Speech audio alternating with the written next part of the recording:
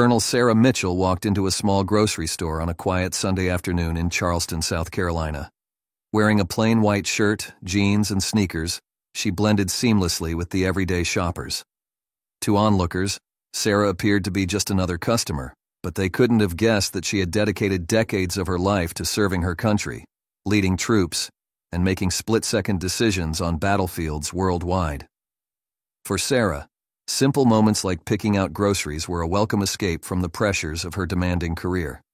Despite her exceptional background, Sarah carried herself with humility, valuing the quiet resilience she had cultivated over the years.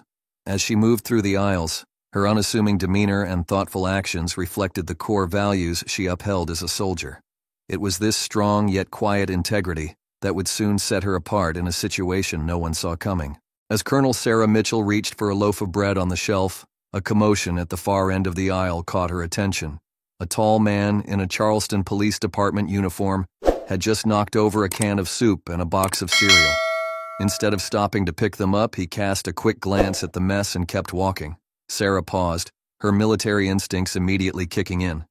She watched as the officer strolled away, seemingly indifferent to the inconvenience he had caused to the other shoppers.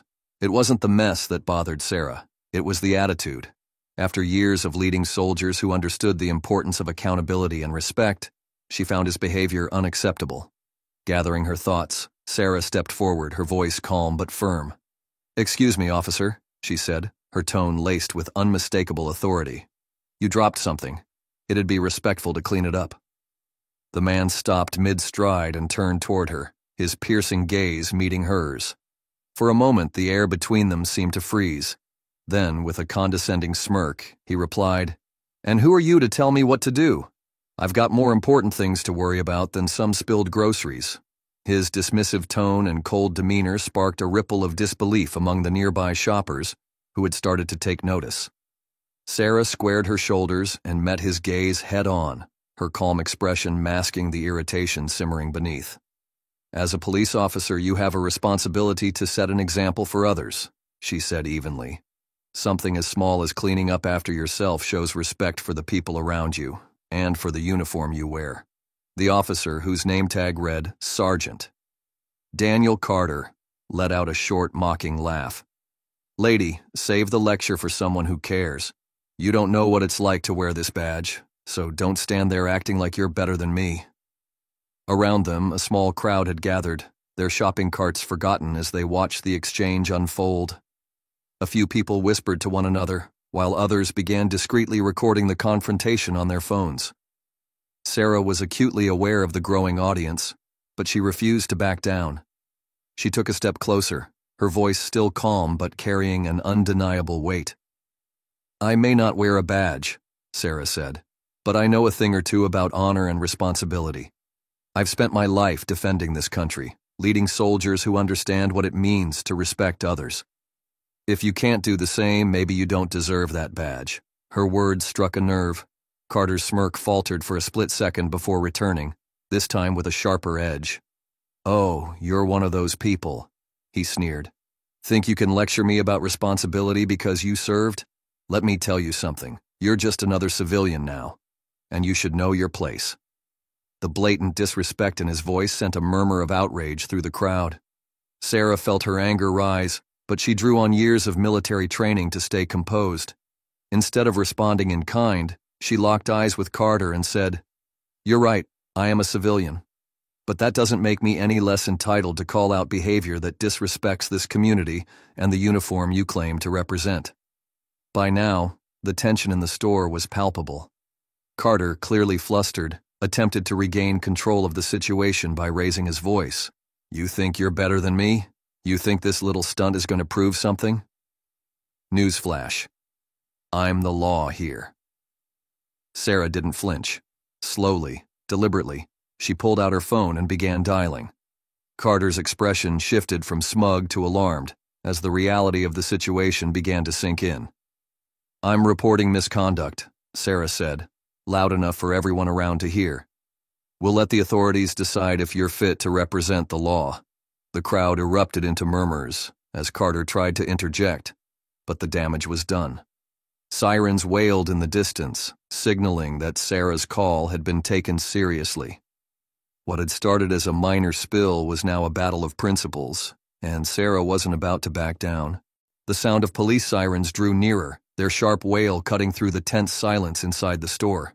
Colonel Sarah Mitchell stood firm, her phone still in hand as she ended the call. Around her, the crowd had grown larger, a mix of concerned citizens, curious bystanders, and those who felt empowered by the boldness of her actions. Sergeant Daniel Carter, however, wasn't backing down. His confident sneer returned, but this time it was tinged with nervous energy. "You think calling the cops on a cop is going to get you anywhere?" he barked, his voice louder than before. "You're wasting everyone's time." Sarah's expression remained calm, her years of military service teaching her how to weather far greater storms than this. "We'll see," she replied, her voice steady. "The law doesn't make exceptions for arrogance." Just as she finished speaking, 2 police officers entered the store, their presence commanding attention. The crowd parted to let them through, their eyes darting between Sarah and Carter. The younger of the 2 officers, a man named Officer Blake Harris, looked puzzled as he approached. "What's going on here?" he asked, scanning the room. Before Sarah could respond, Carter stepped forward, trying to seize control of the narrative. "Nothing to worry about, Blake," he said dismissively. "Just a misunderstanding. This woman here decided to make a scene over nothing." But Sarah wasn't about to let him twist the story. "It's more than a misunderstanding," she said, her voice cutting through his attempt to dismiss her. "Sergeant Carter has been behaving unprofessionally, refusing to clean up after himself and showing blatant disrespect to the people in this store. His actions reflect poorly on the badge he wears." Carter's face reddened as the crowd murmured in agreement. A woman stepped forward, holding up her phone. "I recorded the whole thing," she said, her voice trembling slightly. "She's telling the truth." The second officer, a woman named Lieutenant Grace Alvarez, took the phone and began watching the footage. Her expression grew increasingly serious as the video played. When it ended, she handed the phone back to the woman and turned to Carter. "Sergeant, step outside with me," she said firmly. Carter hesitated, his confidence visibly shaken. "This is ridiculous," he muttered, glancing at the crowd as if searching for support. But no one spoke up for him. Instead, the murmurs grew louder, a mixture of outrage and approval for the way the situation was being handled. Lieutenant Alvarez didn't wait for his compliance. "Now, Sergeant," she ordered, her voice leaving no room for argument. Carter shot one last glare at Sarah before following Alvarez out of the store. The tension in the room seemed to lift slightly, but Sarah knew the situation was far from over. Officer Harris approached her, his demeanor professional but curious. "Ma'am, I'd like to get your statement," he said. Sarah nodded and recounted the events in precise detail, her military training evident in the way she presented the facts. Several witnesses stepped forward to corroborate her story, their voices united in support of her actions. Outside, the scene was equally intense.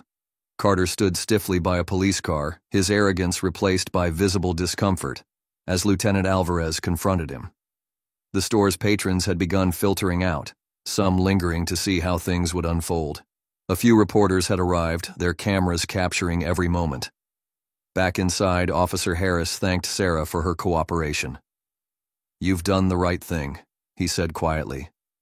"People need to know that no one is above accountability, no matter their rank." Sarah gave a small nod. "That's all I've ever wanted," she replied. Minutes later, Lieutenant Alvarez returned, her expression grim. "Sergeant Carter has been relieved of duty pending an internal investigation," she announced, loud enough for everyone to hear. A wave of relief swept through the crowd, followed by applause. Sarah didn't smile, but there was a quiet satisfaction in her eyes.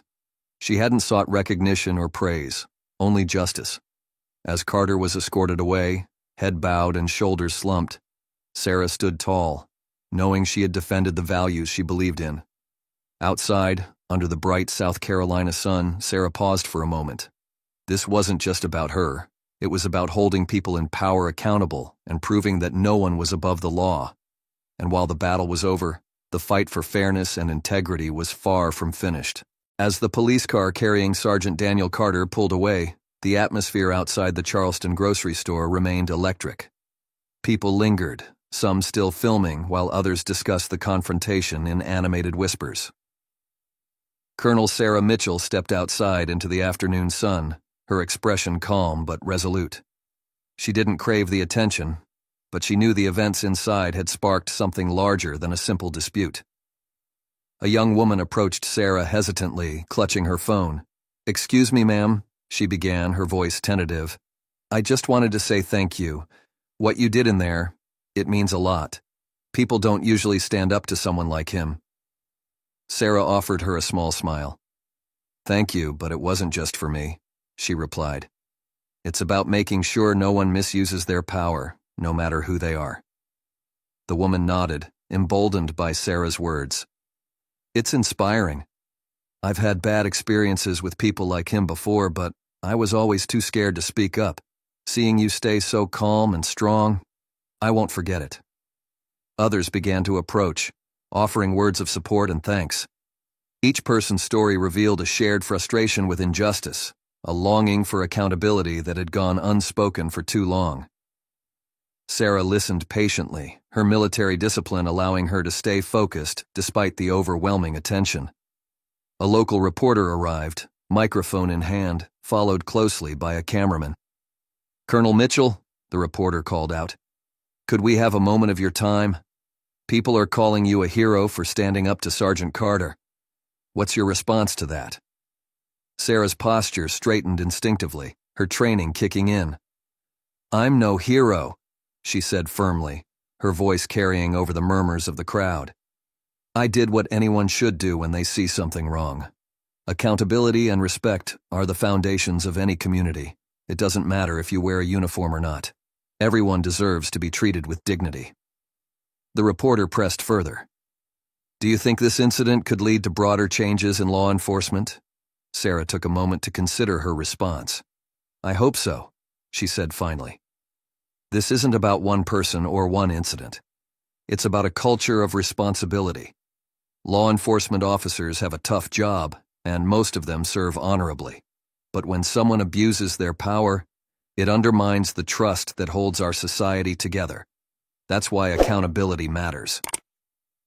The reporter nodded, clearly impressed, and the camera panned to the crowd, capturing their supportive reactions. Sarah felt a flicker of hope that this moment could ripple outward, sparking conversations beyond the boundaries of the grocery store. As the crowd began to disperse, a black SUV pulled into the parking lot.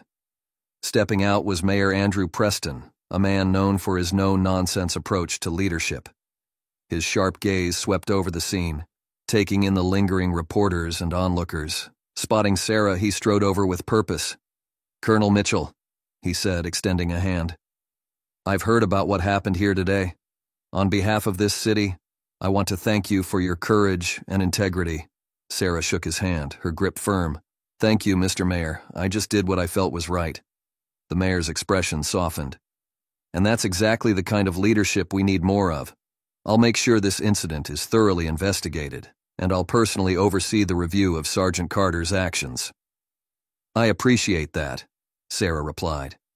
"But this isn't just about one officer.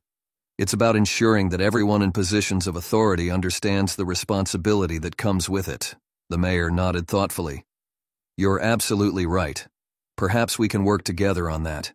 If you're willing, I'd like to invite you to speak at a community forum we're organizing on accountability and ethics in public service." Sarah hesitated for a moment, then nodded. "If it helps create meaningful change, I'm in." As the mayor left to address the press, Sarah took a deep breath. She knew this was only the beginning. The confrontation with Sergeant Carter had sparked something much larger, a movement toward accountability, justice, and respect. And while she hadn't sought the spotlight, she was ready to use it to make a difference. For Sarah, the fight for fairness wasn't just a moment, it was a mission. The fallout from the confrontation at the Charleston grocery store was swift and widespread. By the next morning, videos of Colonel Sarah Mitchell standing up to Sergeant Daniel Carter had gone viral. News outlets ran headlines like, "Charleston Hero Stands for Justice," and "Colonel's Courage Highlights Need for Accountability in Law Enforcement." The footage captured not just the tense exchange, but also Sarah's composed demeanor and unwavering principles. Across social media, people were praising her for exposing a misuse of power and turning it into a teachable moment. Meanwhile, at the Charleston Police Department, the atmosphere was tense. Sergeant Carter had been placed on immediate suspension pending an internal investigation. The video evidence, witness statements, and public outcry left no room for excuses. The police chief, under pressure from city officials and the public, held a press conference to address the situation. "We hold our officers to the highest standards of conduct," the chief said, standing at the podium. "The behavior displayed in this incident is unacceptable and does not reflect the values of our department. We are committed to transparency, and this matter will be handled with the utmost seriousness." At home, Sarah watched the press conference unfold, her emotions a mix of satisfaction and resolve. She hadn't sought this attention, but she knew it could be a catalyst for change. As the chief spoke, her phone buzzed constantly. Messages of support from friends, former colleagues, and even strangers who had seen the video. Among the messages were invitations to speak at community forums and interviews with national news outlets. One message stood out.